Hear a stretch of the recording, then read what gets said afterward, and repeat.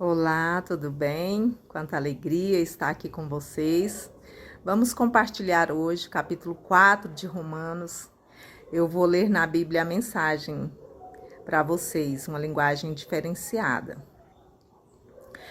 Pois bem, como encaixar o que sabemos a respeito de Abraão, nosso pai na fé, nessa nova maneira de enxergar as coisas? Se Abraão tivesse sido aprovado por Deus pelo que fez, ele poderia ter recebido crédito. Mas o que temos é a história de Deus, não de Abraão. Assim lemos nas Escrituras. Abraão participou do que Deus fez por ele e isso foi decisivo. Ele acreditou que Deus podia torná-lo justo em vez de apelar para sua própria justiça. Se você dá duro e faz um bom trabalho, merece pagamento. Ninguém pode dizer que seu pagamento é um presente.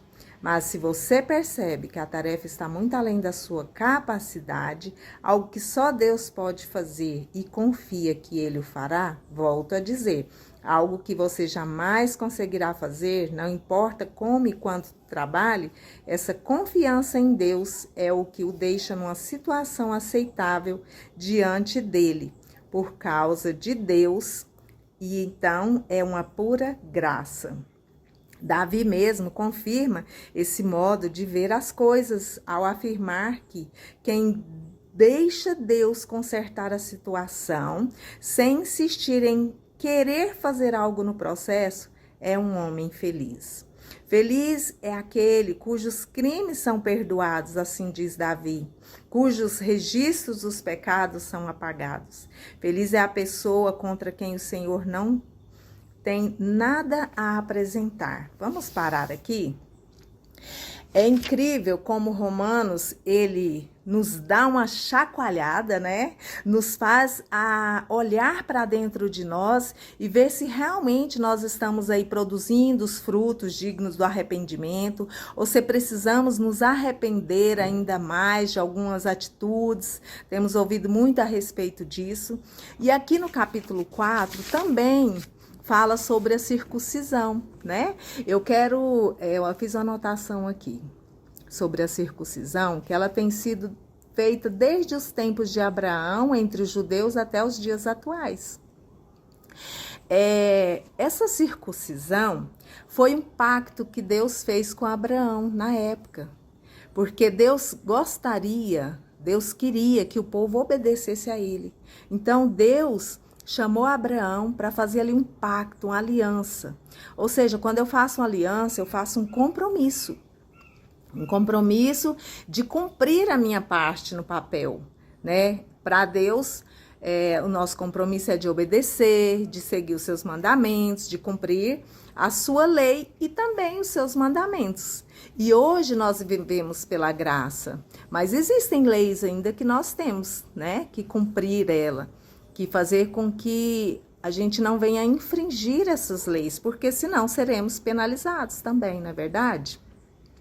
Mas na frente, Deus nos mostra mais uma aliança, a qual ele fez com Noé, né? Gênesis, eu deixei aberto aqui, Gênesis capítulo 9, versículo 8, diz: 8 e 9, vou estabelecer a minha aliança com vocês e com seus futuros descendentes, né? E essa aliança foi através do arco-íris, o arco-íris que a gente vê no céu. Então, todas as vezes que a gente vê o arco-íris de 7 cores, né, muito lindo no céu, é o sinal de que Deus fez uma aliança conosco e que não iria mais destruir a humanidade. E hoje, após a vinda do Messias, morte e ressurreição do Senhor Jesus, nós tivemos uma nova oportunidade, né? De um novo pacto, uma nova aliança, de nos batizarmos nas águas. O momento do batismo é o momento em que nós morremos para o pecado e ressuscitamos para Deus, com o intuito de mudança de vida. Mas para mim chegar até o batismo, primeiro eu me arrependi dos meus pecados. Primeiro eu tenho fé, eu creio que há um Deus que morreu por mim na cruz, que ressuscitou e que vai me dar a vida eterna como ele tem prometido, não é verdade? Então, essas alianças Deus vem fazendo ao longo do tempo, mas eu quero te alertar e me alertar também. É a aliança da circuncisão, né, no órgão genital do homem, a aliança que Deus fez com Noé através do símbolo do arco-íris, essa aliança que Deus faz conosco, né, quando nós deixamos Deus entrar no nosso coração, quando o Senhor Jesus nos encontra, é uma aliança, mas nada disso nos leva à salvação. Quantas pessoas nós vemos aí que já foram batizadas e que nem estão andando nos caminhos do Senhor? Então, o que conta é as nossas obras no dia a dia, obras naturais, obras do nosso coração, de querer mudar, são os nossos frutos, são as nossas atitudes. É um conjunto, né? Primeiro eu me arrependo, eu recebo esse Jesus porque ele me recebe primeiro, eu deixo ele entrar na minha vida, fazer as mudanças necessárias na minha vida, e eu tenho uma vida de continuidade no Senhor Jesus, crendo todos os dias, me arrependendo, tendo uma vida de santidade, de me humilhar diante do Senhor, de deixar de lado a soberba, a arrogância, a prepotência, os pecados da carne, os pecados da alma, os pecados do coração. E Deus quer circuncidar hoje é o nosso coração. Ele quer que nós tenhamos um coração sem essa casca grossa. Ele quer que nós tenhamos um coração puro, voltado para Ele. Um coração totalmente quebrantado e contrito. Né? Trocar esse coração de pedra e deixar Deus trazer um coração de carne para as nossas vidas. Ser um vaso de barro nas mãos do Senhor Jesus Cristo. Nós sabemos aqui no versículo 3 que diz que Abraão creu em Deus e isso lhe foi creditado por justiça. Primeiro, Abraão creu que Deus iria dar a ele o filho. Creu que Deus iria dar a ele muitos filhos como prometera. Depois Deus vem e estabelece a aliança com Abraão. Sabe, Abraão é um homem incrível, qual Deus deixou todos os preceitos para nós, né? Porque pensa, um homem que com 100 anos, Deus dá a ele um filho e de repente Deus pede esse filho de volta. Você que é mãe, você aí que está me ouvindo, se Deus pediu seu filho hoje, como você responderia? Qual seria a sua reação, a sua atitude diante de Deus? Não é fácil, mas Abraão teve uma fé tão grande que ele falou: Deus, eu sou prova do seu amor, da sua grandeza. Eu vou te obedecer porque eu sei que se for preciso, o Senhor vai ressuscitar Isaac. O Senhor vai me dar o Isaac de volta. Deus só queria ver até onde ia a fé de Abraão. O que Deus tem te pedido nesses dias? O que Deus tem requerido de você nesses dias? Como você tem respondido para o Senhor? Você tem tido a fé pura de Abraão? Você tem tido a fé incessante de Abraão? Uma fé que mesmo em meio às dificuldades ele não perdeu? Ele nunca largou a sua fé de lado? Ah, hoje eu creio, amanhã não creio mais. Não. Nós vemos um Abraão transpondo todas as barreiras que vinham até ele, perseverando no Senhor. Sem reclamações, sem murmurações, crendo no poder de Deus. E quando Davi fala, né, no versículo 7, como são felizes as pessoas que têm suas transgressões perdoadas.